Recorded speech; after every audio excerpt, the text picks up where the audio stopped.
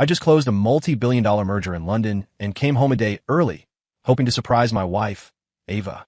Instead, I found her getting a little too cozy with her new artistic director and discovered she'd loaned him the vintage Shelby GT 500i I'd spent years restoring myself. That car was more than just metal to me. I told her I wanted it back now. She just laughed. A few years as CEO of the Bancroft Corporation and you've forgotten your place, haven't you? You married into this family. Her voice was like ice. It's just a car. I could do what I want with it. It was then I realized Ava's heart had quietly drifted away from me. And if she valued my devotion so little, well, the Bancroft Corporation itself could just as easily change hands. I cut my trip short by a day, but I never expected to overhear her conversation with Hector, our house manager. Ma'am, that car. It means the world to Mr. Hayes. You just gave it away. I just loaned it to Julian for a couple of days. He needs it for inspiration. He'll bring it back in a little while.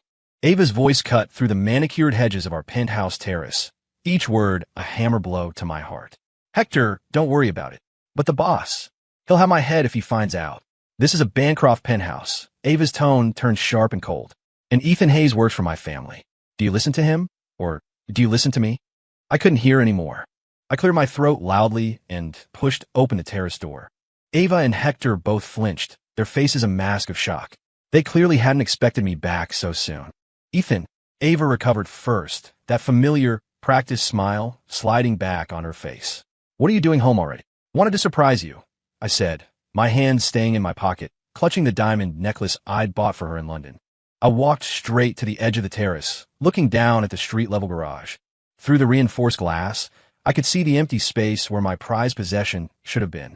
My meticulously restored, midnight blue 1967 Shelby GT 500, a symbol of our family success and, once, our deep love. Now it was just gone. She'd so carelessly given it away. Where's the Shelby? Hector stammered, afraid to meet my eyes. But Ava just smiled, walking to my side and linking her arm through mine. Oh, the engine was making a funny noise the other day. I had it taken to a specialist for a tune-up. She patted my arm. It'll be back in a few days, don't you worry. Is that right? I didn't call her on the lie. I just nodded. At dinner, I mentioned that I hadn't been back to my own place in Brooklyn for a while. I asked if she would spend the weekend there with me. Ava put down her fork, her expression souring. I can't this weekend. I've already promised to meet with Julian to go over the design concepts for the new Bancroft real estate project. Julian? What consultant is this? First I'm hearing of it. I frowned. Suddenly, Ava's eyes lit up, as if I'd just turned on a switch. She launched into a breathless introduction of the artistic consultant the Bancroft Corporation had hired for a staggering sum. Julian Croft is the most sought-after emerging artist in New York City. A single one of his paintings can sell for millions. A blush of excitement colored her cheeks. You have no idea how famous he is. Other companies would kill to have him on retainer. I stared quietly at the woman across the table, this stranger, a chill spreading through my chest. There was a time when she would have dropped everything for me, no matter how busy she was. Now, for an outsider, she wouldn't even come home with me for a weekend. I had my assistant look into this Julian Croft.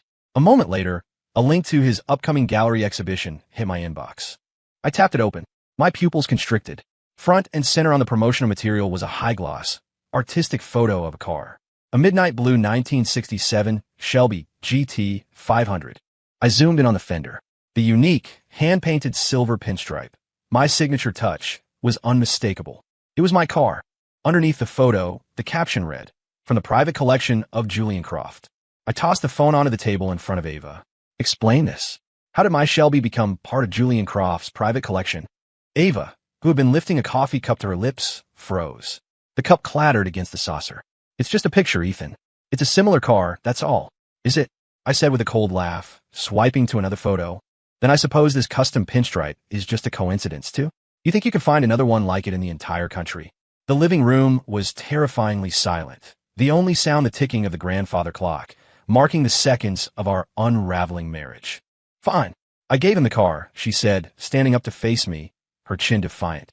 He's designing the entire marketing campaign for the new Bancroft Tower. He said he needed a muse, some inspiration, and he fell in love with our car. A muse. The words were acid in my mouth. So you just gave it to him? It wasn't just a gift.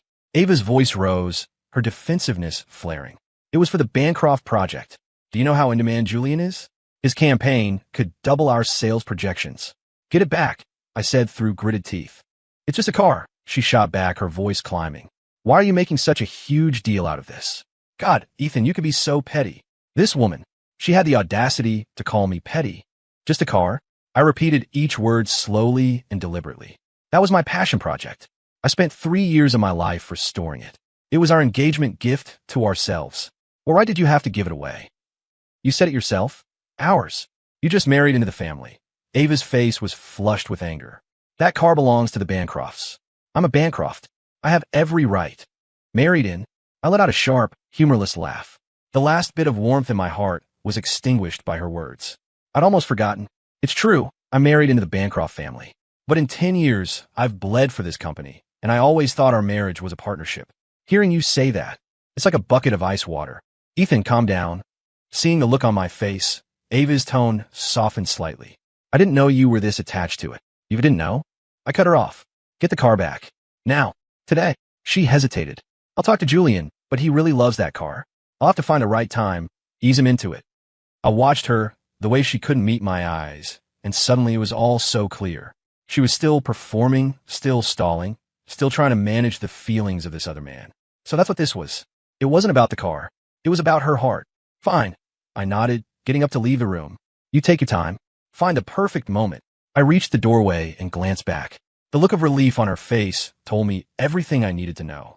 Our marriage was over. As expected, Ava didn't get the car back. Instead, she came to me with a proposal to pour more money into Julian Croft's art exhibition. Ethan, Julian's show is still short on funding. I was thinking the company could make an additional investment. I used to think I could read every emotion in her eyes. Now, looking at her was like trying to understand a beautifully crafted mask. I put down the financial report I was reading and studied her. The company is leveraged to the hilt on the new tower project. There's no spare cash. Why are you being so cheap? Ava actually pouted. If Julian succeeds, it opens up a whole new network for the Bancroft brand in the art world. Seeing my stony expression, she huffed. Fine, I'll use my own money. I didn't say another word, pretending it was a minor issue I didn't care about. Privately, I instructed my assistant to run a full financial workup on Ava's recent spending, especially any transactions connected to Julian Croft. A day later, the report was on my desk. I opened the first page, and the numbers were staggering. Ava hadn't just used her personal accounts. She had illegally funneled a substantial sum from a restricted capital fund. Seed money my own family had invested in the Bancroft Corporation, specifically earmarked for technology, R&D. She'd used it to buy Julian a luxury condo in Soho, a brand new sports car, and to bankroll his entire exhibition. That's Julian's new Lamborghini. Sticker price, $680,000. My assistant pointed to a photo of the ostentatious vehicle. The license plate is AVA S Boy. I let out a low hum. Ava S Boy. Classy. At the end of the day, she's still the majority shareholder, my assistant added, his expression uneasy. I leaned back, slowly massaging my temples as memories flooded my mind. Years ago, a dying Mr. Bancroft had gripped my hand. Ethan, he'd said, his voice weak, you're the most capable man I've ever met. Ava is my only child. Please help her. Help our family. I couldn't refuse the old man who had been my mentor. I agreed to marry his daughter and take the reins of his company. Back then, the gratitude and love in Ava's eyes were so real. I thought we would build a life together. But for the last 10 years, while I may have married in, I was the one running the show, the one who turned a regional player into a national powerhouse. To honor my promise, I'd even used my own family's capital and connections to pave the way for the Bancroft Corporation's success. And now, it seemed I'd just been fattening the calf for someone else's slaughter. I closed my eyes for a moment. Make digital and physical backups of all this evidence, I told my assistant. Every last transaction. Don't miss a single one. A few days later, a gold-embossed invitation was lying on my desk. It was for Julian Croft's gallery opening. Tucked inside was a handwritten note. Looking forward to your guidance, Mr. Hayes. The handwriting was arrogant and flamboyant, each loop and stroke dripping with a self-satisfaction that turned my stomach. My assistant stood by, looking nervous. Sir, should I check with Mrs. Hayes to see if you'll be attending? No need. I closed the invitation, a cold smile on my lips. Get a few of the top art critics from Art Forum and the Times on the phone. Tell them Ethan Hayes wants to buy them a drink. This was a declaration of war. He really thought I wouldn't show up. On the night of the exhibition, I arrived early and alone, finding an unobtrusive corner from which to watch. I was a hunter patiently waiting for the prey to walk in my trap. As expected, Ava made a grand entrance, dressed in a six-figure gown I'd bought her. She was clinging to Julian Croft's arm, the two of them whispering and laughing intimately like a pair of triumphant lovers. Julian, with his arm possessively around Ava's waist, stood at the podium to give the opening remarks. He barely spoke about his creative process. Instead, he delivered a long, gushing thank you to Ava for her unwavering support and then began to brag about the Shelby GT500. In his telling, the car I had poured my soul into had become a treasure he had personally curated, a priceless artifact, his artistic muse. As the room filled with applause, I stood in the back, smiling coldly. The sheer audacity was almost impressive. Just then, Ava's gaze swept across the crowd and locked with mine. Her smile froze instantly. The color drained from her face, and she guiltily looked away. Julian, however, was oblivious. He swaggered toward me, pulling Ava along, and extended a hand, a victor's smirk plastered on his face. "Mr. Hayes, I didn't think you'd actually grace us with your presence. Thank you for supporting the arts." I ignored his hand. My eyes flickered down to where his hand rested on Ava's waist, as if I'd seen something unclean. Mrs. Hayes's commitment to the arts is truly exhaustive. My voice was ice. I turned to Ava, my eyes boring into her. "What are you doing here?" she managed to ask, her voice trembling slightly. "I'm here to show my support, of course." All around us, the critics I had invited were beginning their tour, their voices rising as they discussed the works. Soon, a chorus of criticism filled the air. "The composition is hollow, technically adolescent. This is commercial hype masquerading as artistic value." One well-known critic addressed Julian directly. "Mr. Croft, could you enlighten us as to how you secured such substantial sponsorship? The work itself hardly seems to justify this level of investment." The smugness vanished from Julian's face, replaced by a flicker of panic. Ava tried to intervene. "Artistic value is subjective. I believe Julian's work." As a murmur went through the crowd, I walked slowly toward the center of the gallery. A massive, wall-sized photograph of the Shelby, titled Midnight Muse, dominated the space. I stood before it, studying it closely, then raised my voice. "Mr. Croft's work is certainly lifelike." I paused, my gaze locking onto his, especially the unique, hand-painted silver pinstripe on the fender. It's identical to the one on a car that recently went missing from my private garage. The gallery went dead silent. You could have heard a pin drop. It was a priceless vehicle I spent years restoring, a cherished possession. I took a step closer, my voice sharper, my gaze like a physical force. "I'm just curious, Mr. Croft. Where did you find your muse?" The room erupted. Guests, critics, reporters, all eyes were on us. "The brochure says the car is his private collection, but Mr. Hayes is saying it was stolen. Is he accusing him?" The whispers grew louder. Julian's face was ashen. He avoided my eyes, trying to maintain his composure. "You must be mistaken, Mr. Hayes. A coincidence, perhaps." Ava could no longer stand it. She rushed to my side, her voice a furious, low hiss. "Ethan, are you out of your mind?" Her eyes were red with fury. "Do you know what tonight means? You have to make a scene to humiliate us like this. Just a car, remember? Why are you getting so upset in front of everyone?" My face was stone. I didn't back down an inch. "Humiliate you?" I shot back, my voice dangerously cold. "What's more humiliating, Ava? Me asking a simple question about the origin of a photograph, or someone stealing something that belongs to me and brazenly putting it on display?" I stared directly into her eyes, my voice like shattering ice. "Tell me, Ava, how many other things that belong to me have you given to Mr. Croft? Ethan, are you trying to ruin this night on purpose?" Ava was livid. She spun around and went back to Julian, defiantly leaning into his embrace. "Julian's talent is self-evident. Stop making these baseless accusations." Julian straightened up, a smug look returning to his face. "That's right, Mr. Hayes. Ava gave me the car as a gift." He raised his voice, ensuring everyone could hear. "You're just a man who married into the Bancroft family. Do you really think Ava needs your permission to give away Bancroft property?" He sneered. "Don't forget your place." The whispers around us grew into a buzz. "That's right. The car, this company, everything, it's all mine." Ava held her head high, a triumphant smirk on her lips. "I'll give what I want to whomever I want. You have no say in it, Ethan Hayes." I watched as she reached up and adjusted Julian's tie in a slow, deliberate gesture of intimacy. "Forget the car. You don't even have a say in the Bancroft Corporation." The room fell silent for a beat, then erupted in gasps. A dozen smartphones were now pointed directly at us. I laughed, a sound devoid of all humor. Right? Bancroft Property. And I have no say. My voice was low and dangerous. I ran this company for 10 years, poured my blood and sweat into it, and now I'm an outsider. My assistant appeared at my elbow and handed me a file. I pulled out the divorce papers and held them out to Ava. Since that's the case, I don't want a single thing from the Bancrofts. Ava, sign it. From this moment on, we owe each other nothing.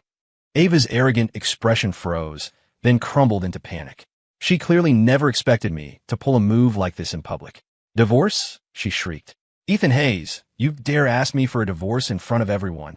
I looked at the woman I had once loved, my heart now a dead, cold stone. 10 years of my life turned to ash and scattered on the floor of this pretentious gallery.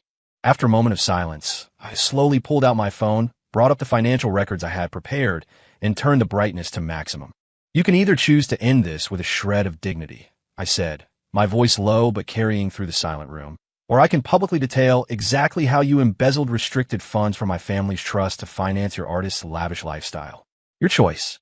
Julian looked as if he'd been struck by lightning. His eyes darted around the room, and his hand instinctively dropped from Ava's waist.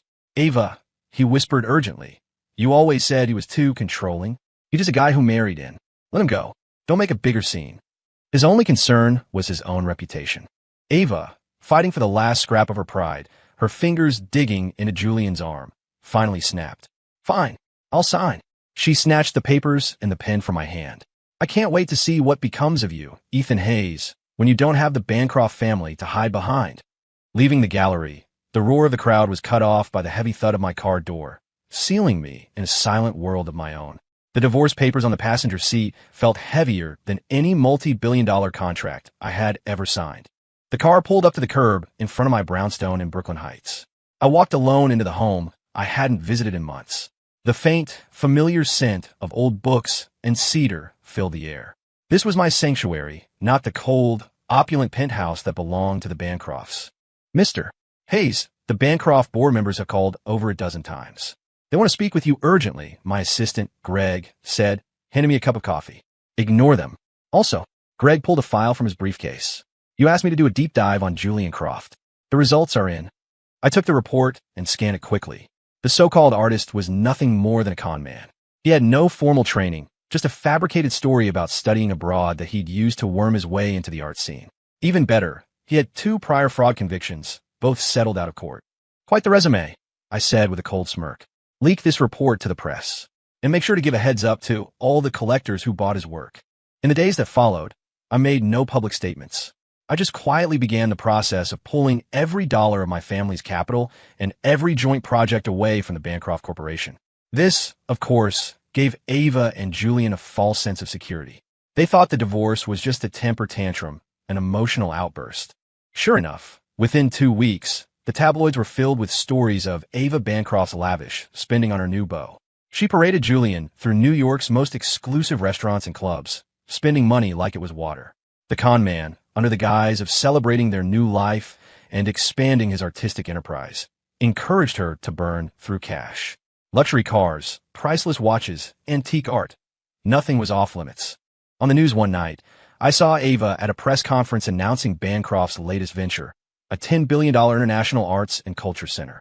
She stood at the podium, speaking passionately, while Julian stood just behind her, a greedy, triumphant glint in his eyes. That one project was enough to suffocate the already cash-strapped company. She's really going all in, Greg remarked beside me. No, I said with a slight smile. She's trying to prove she can run things without me. I took a sip of whiskey. A pity she has such terrible judgment.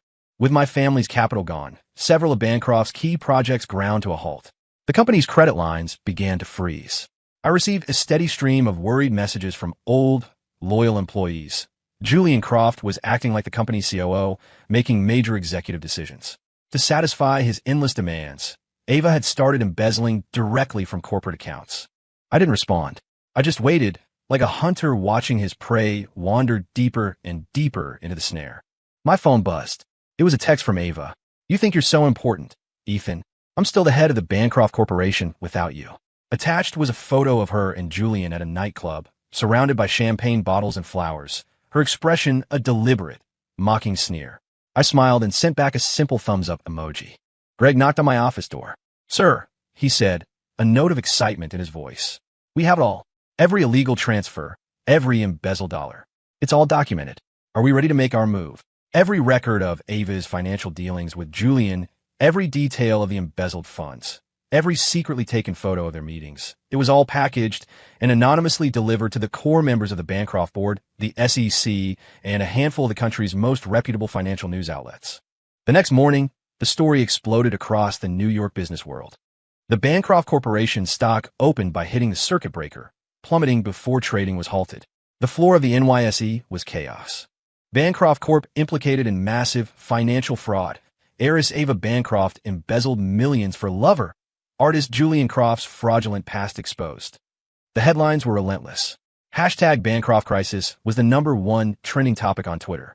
I sat peacefully in my office, sipping my coffee, as my phone vibrated nonstop with calls from Bancroft board members. They were suddenly desperate to get in touch with the former son-in-law they had once scorned, begging me to step in and save them. Inside the Bancroft Tower, an emergency board meeting was descending into anarchy. "Ava, this evidence is irrefutable. You have to explain this to us." The CFO slammed his hand on the table. "As a majority shareholder, I have the authority to direct company funds as I see fit." Ava stood defiantly in the center of the room, trying to maintain control. "It was a temporary project investment." "An investment?" The head of marketing scoffed. "Was buying your artistic consultant a Lamborghini also an investment? I am ordering you as the head of this family. Don't you dare talk about family," one of the oldest board members shouted, cutting her off. "When your father was alive, this company was never in such disgrace. If it weren't for the foundation Ethan Hayes built over the last 10 years, Bancroft would have collapsed long ago." "Ethan Hayes?" Ava spat his name like poison. "What does he have to do with this?" "I moved to immediately freeze all funds related to Julian Croft and his affiliated projects," the CFO announced. Seconded. The room was in an uproar. Ava's hand trembled as she picked up her phone. She realized Julian hadn't answered her calls in days. She fired off 10 frantic texts. They were all marked as read, with no reply. The steady drip of news stories had become a flood, drowning her and the company in scandal. "Ms. Bancroft, 3 different banks have frozen our accounts. Our suppliers are calling in their debts." Ava rubbed her temples, her heavy makeup failing to hide her exhaustion. The desk was piled high with legal notices and letters from creditors, but she couldn't focus. It had been 3 days since she'd heard from Julian, aside from a few dismissive texts. A private investigator she'd hired sent a new update. Julian was on the dark web, trying to find buyers to quickly offload the collection of fine art Ava had spent years acquiring. Ignoring the protests of the board, she stormed out and drove to Julian's Soho studio. The lights were on, the curtains drawn. Ava let herself in through the back and found him frantically wrapping several valuable paintings. A packed suitcase, a passport, and a plane ticket sat on the floor beside him. "Planning a trip?" Ava asked coldly. Julian spun around, startled, but quickly regained his composure. "Ava, perfect timing. I was just about to call you." "Call me about what?" "About how you're secretly selling off my entire collection." Ava held up her phone, displaying screenshots of his conversations with a black market buyer. "Or should we talk about this plane ticket?" Switzerland. Nice." Julian's eyes darted around. He dropped the pretense, a cruel smirk spreading across his face. "Well, the cat's out of the bag. No point in pretending anymore." "Ava, you are so unbelievably stupid. Did you really think I loved you? You were my walking ATM," he roared with laughter. "Do you know what I thought the first time I saw you? The great Ava Bancroft. What a fat sheep, ready for shearing." He gestured wildly around the room. "Everyone called me a con man, but you kept shoveling money at me. Who was I to say no?" Ava's face was chalk white. "The money I gave you. The paintings. All sold," Julian announced proudly, like a hunter showing off his trophies. "The money is already safe in my Swiss account." He kicked open his suitcase, revealing stacks of cash and luxury watches. "See this? This is real.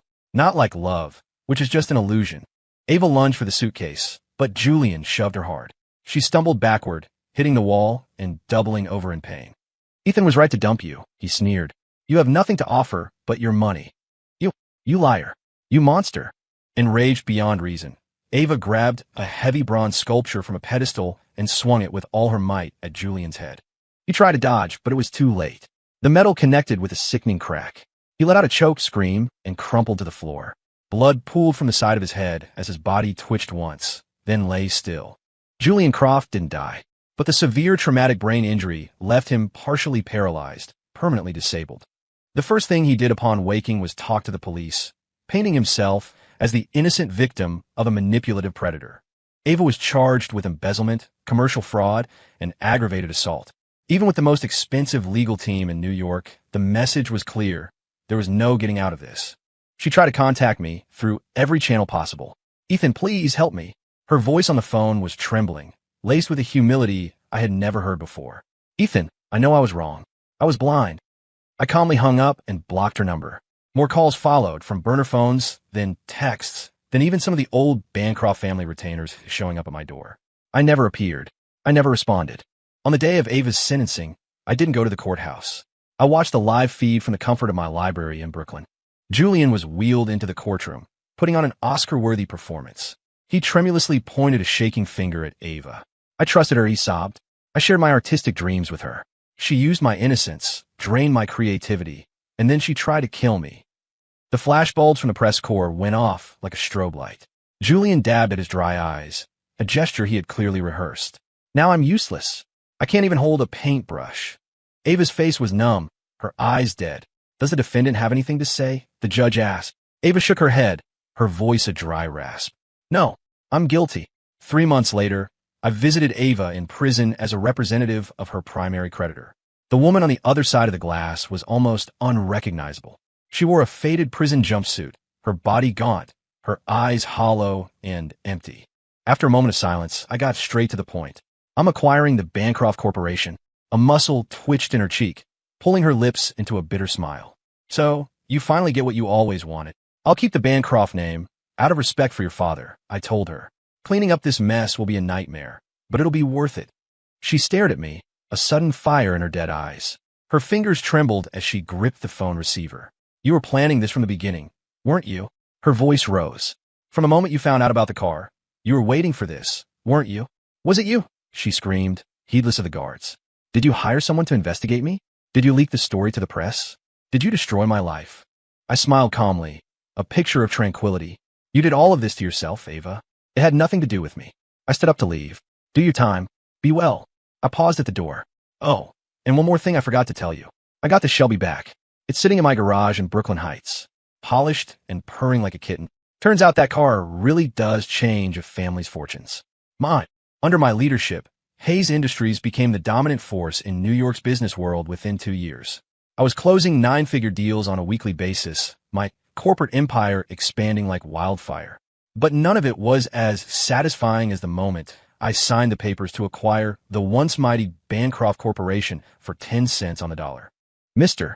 Hayes, the Bancroft board is waiting for you in the conference room," Greg said, handing me the final acquisition agreement. I pushed open the doors.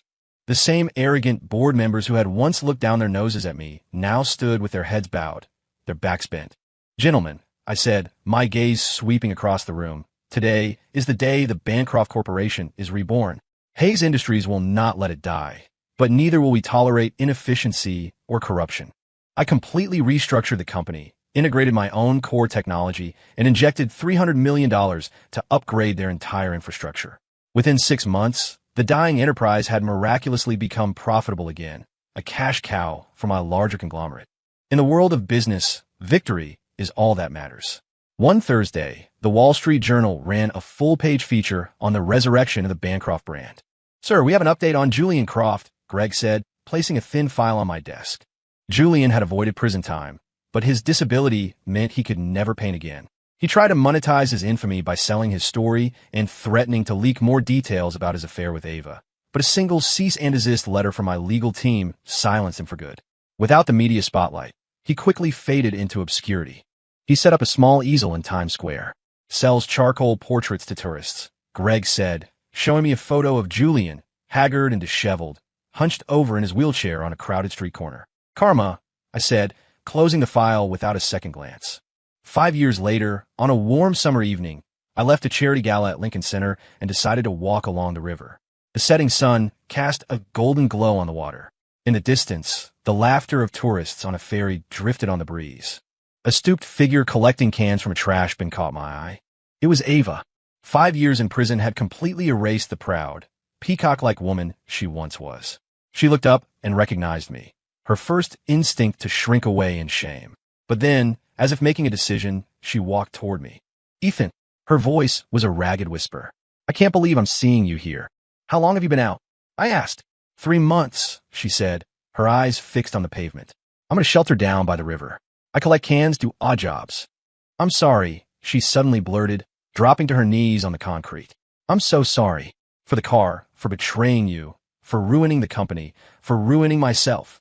She broke down into racking sobs, a pathetic, broken figure. I regret it every single day. Every night, I dream of your face. Get up, I said, frowning. This is a public place. She stumbled to her feet, a sick, desperate hope in her eyes. Ethan, is there any chance? For us? To start over? I'll do anything. I could sweep the floors at your company. I looked at her, and to my surprise, I smiled. The funny thing was I felt nothing. No hate, no love, nothing at all. It was like looking at a complete stranger. The Bancroft division is doing very well, by the way. It's one of my most profitable assets. Her face went pale, but she was still looking at me, waiting. I took a deep breath and shook my head slowly. Ava, we live in 2 different worlds now. I wasn't trying to be cruel. I was just stating a fact. The tangled emotions were long gone, faded with time, leaving only 2 separate, divergent paths. I took out my wallet and pulled out a business card. Call this number. It's a contact at a social services agency. They can help you find a job and a place to live. Consider it the last favor I owe your father. I didn't wait for her to take it. I tucked it into the pocket of her worn coat and turned away. I could hear her crying my name behind me, but the river breeze quickly carried the sound away. The next morning, at a board meeting, I announced that Hayes Industries was officially expanding into the Southeast Asian market. As I looked at the excited faces of my executive team, I felt a profound sense of peace. The past, good and bad, was nothing but dust. And I was already moving on to a much bigger stage.